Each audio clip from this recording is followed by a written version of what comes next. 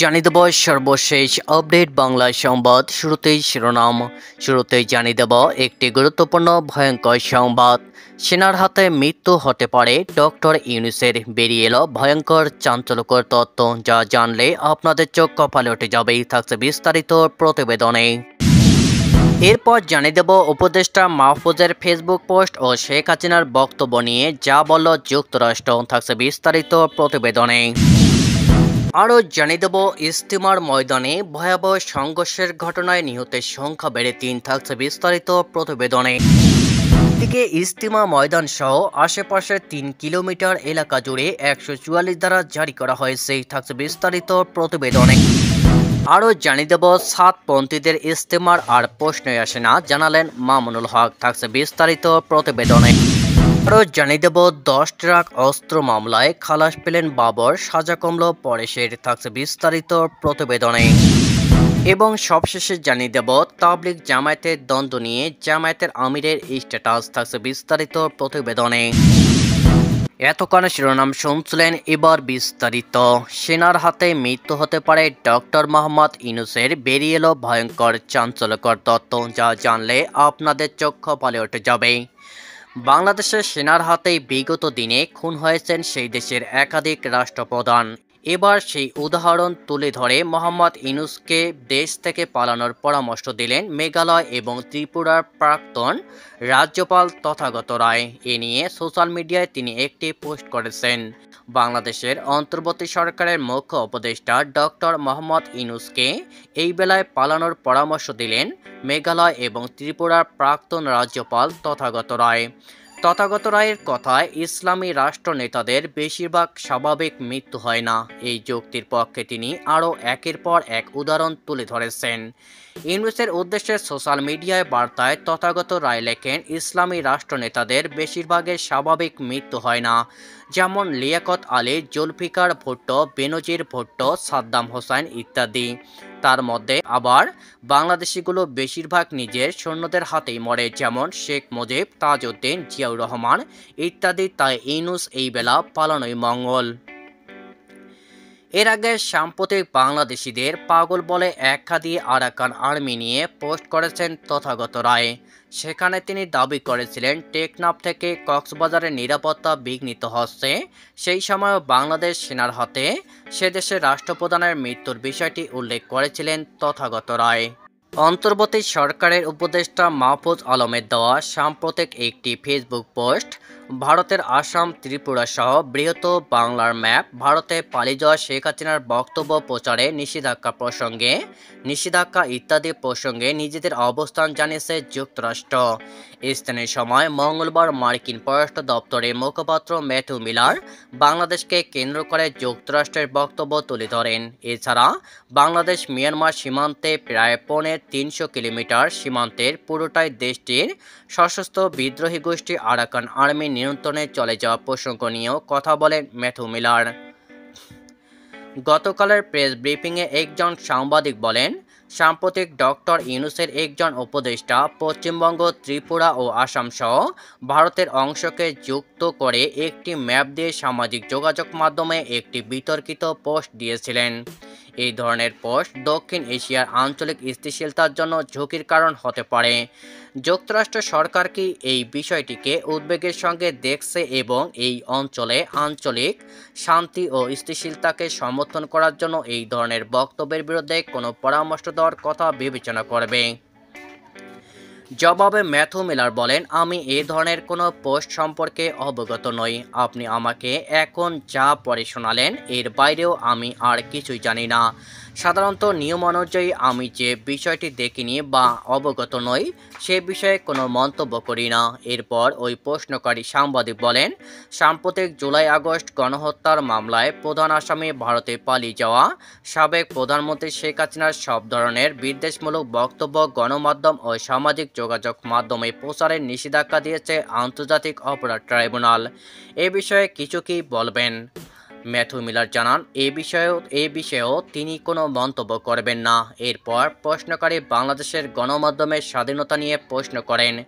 জবাবে মিলার বলেন, আমরা বাংলাদেশ সরকারের সাথে এই বিষয়টির ক্ষেত্রে ধারাবাহিকভাবে যুক্ত রয়েছি। আগের সরকারকে যেমন জানিয়েছিলাম, এই সরকারকেও জানিয়েছি যে গণমাধ্যমের স্বাধীনতা থাকা উচিত বলে যুক্তরাষ্ট্র বিশ্বাস করে।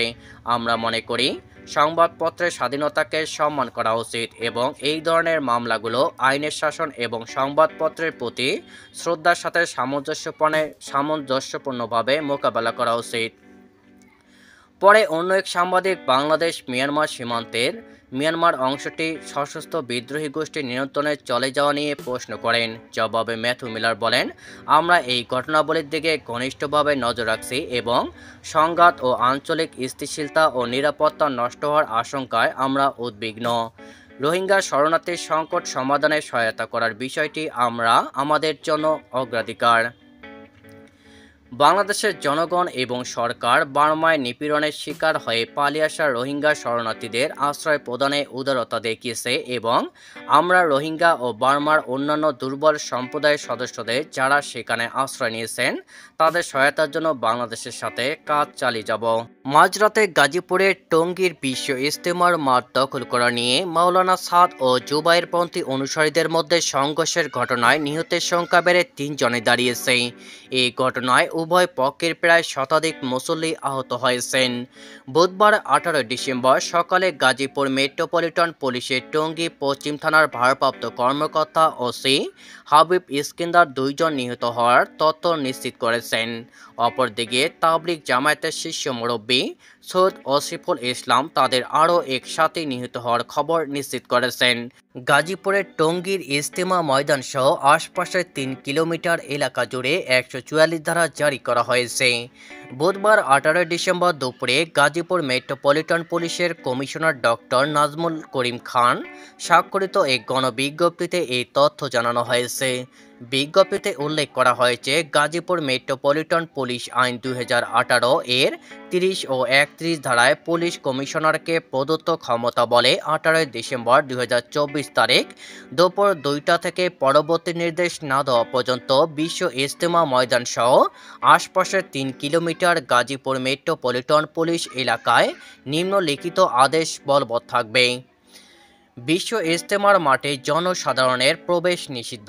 পরবর্তী নির্দেশ না দেওয়া পর্যন্ত ইজতেমার ময়দান সহ আশপাশের 3 কিলোমিটার এলাকার মধ্যে 2 বা ততোধিক ব্যক্তি একত্রে ঘোরাফেরা বা জমায়েত এবং মিছিল সমাবেশ করতে পারবেন না। কোনো প্রকার অস্ত্রশস্ত্র, ছুরি, লাঠি, বিস্ফোরক দ্রব্যাদি বা এই জাতীয় কোনো পদার্থ বহনে নিষেধাজ্ঞা। কোনো প্রকার লাউড স্পিকার বা উচ্চস্বরে শব্দ করতে পারবে না। আইন অমান্যকারীদের বিরুদ্ধে যথাযথ ব্যবস্থা গ্রহণ করা হবে বলেও বিজ্ঞপ্তিতে জানানো হয়। এ বিষয়ে গাজীপুর মেট্রোপলিটন পুলিশের কমিশনার ডক্টর নাজমুল করিম খান বলেন, মেট্রোপলিটন এলাকার জন্য 144 ধারা জারি করা হয়েছে। আজকের সংঘর্ষের পর সাতপন্থীদের ইজতেমার আর প্রশ্নে আসে না বলে মন্তব্য করেছেন হেফাজতে ইসলামের যুগ্ম মহাসচিব মাওলানা মামুনুল হক। আজ বুধবার বিকেলে স্বরাষ্ট্র মন্ত্রণালয়ের এক বৈঠকের পর এক প্রেস ব্রিফিংয়ে তিনি এ মন্তব্য করেন। মামুনুল হক বলেন, তারা সন্ত্রাসী কার্যকলাপের মাধ্যমে সন্ত্রাসী গোষ্ঠী হিসেবে নিজেদের পরিচয় তুলে ধরেছে। সাতপন্থীরা রাষ্ট্রকে চ্যালেঞ্জ করেছে, তাই তাদের নিষিদ্ধ করতে হবে। তারা যা করেছে তাতে তাদের আর ইজতেমার প্রশ্ন আসে না। তিনি বলেন, সাতপন্থীরা ইজতেমার মাঠে জোর করে ঢুকে পড়েছিল। এর জেরে যে হত্যাকাণ্ড ঘটেছে তার সঙ্গে জড়িতদের গ্রেপ্তার করতে হবে আজকের মধ্যেই। তিনি আরও বলেন, সেখানে 144 ধারা জারি করা হয়েছে। পরিস্থিতি নিয়ন্ত্রণে যেসব পদক্ষেপ নেওয়া হয়েছে প্রশাসনের পক্ষ থেকে তাতে সহযোগিতা করব। আমরা যাতে যথাযথ ইজতেমা সম্পন্ন করতে পারি সেজন্য সহযোগিতার আশ্বাস দিয়েছে প্রশাসন। বহুল আলোচিত 10 ট্রাক অস্ত্র চোরাচালানের মামলায় সাবেক বিএনপি সরকারের স্বরাষ্ট্র প্রতিমন্ত্রী লুৎফুজ্জামান বাবর সহ 7 জনকে খালাস দিয়েছে হাইকোর্ট। ভারতের বিচ্ছিন্নতাবাদী সংগঠন উলফার সামরিক কমান্ডার পরেশ বড়ুয়ার সাজা মৃত্যুদণ্ড থেকে কমিয়ে যাবজ্জীবন কারাদণ্ড করা হয়েছে। জজ আদালতে মৃত্যুদণ্ড পাওয়া বাকি 6 আসামির সাজা কমিয়ে দেওয়া হয়েছে 10 বছরের কারাদণ্ড। বিচারপতি মোস্তফা জামান ইসলাম ও বিচারপতি নাসরিন আক্তারের বেঞ্চ বুধবার এই রায় ঘোষণা করে। মৃত্যুদণ্ডপ্রাপ্ত আসামিদের ডেথ রেফারেন্স খারিজ করে এবং তাদের ও অন্য আসামিদের আপিল মঞ্জুর করে আদালত এই রায় দেন। টঙ্গীর ইজতেমা মাঠে তাবলিগ জামায়াতের দুপক্ষকে শান্ত থেকে যৌক্তিক আলাপ আলোচনার মাধ্যমে উদ্ভূত পরিস্থিতি সমাধানের আহ্বান জানিয়েছেন বাংলাদেশ জামায়াতে ইসলামের আমির ডক্টর শফিকুর রহমান। বুধবার 18 ডিসেম্বর দুপুরে ব্যক্তিগত ভেরিফাইড ফেসবুক পেজে স্ট্যাটাসে তিনি এই আহ্বান জানান। স্ট্যাটাসে জামায়াতের আমির বলেছেন, আজ ভোর রাতে তুরাগ তীরের টঙ্গীর বিশ্ব ইজতেমার মাঠে তাবলিগ জামায়াতের দুপক্ষের মধ্যে সংঘর্ষে 3 মুসল্লির ইন্তিকালে আমরা গভীরভাবে মর্মাহত। মহান আল্লাহর দ্বীনের স্বার্থে সংশ্লিষ্ট সবাইকে সরব করার এবং শান্ত থাকার জন্য আন্তরিকভাবে আহ্বান জানাই। বিষয়টি যৌক্তিক আলাপ আলোচনার মাধ্যমে সমাধান হোক তাই কামনা করি। যারা নিহত হয়েছেন, মহান আল্লাহ তাদের ওপর রহম করুক, ক্ষমা করুন এবং জান্নাত নসিব করুক। আল্লাহ তাআলা আহত ভাইদের দ্রুত সুস্থতার নিয়ামত দান করুন। দেশ এবং উম্মাহর সাথে সবাইকে ইতিবাচক মনোভাব নিয়ে এগিয়ে আসবেন সে প্রত্যাশা রাখি। মহান আল্লাহ আমাদের সহায় হন। আমিন।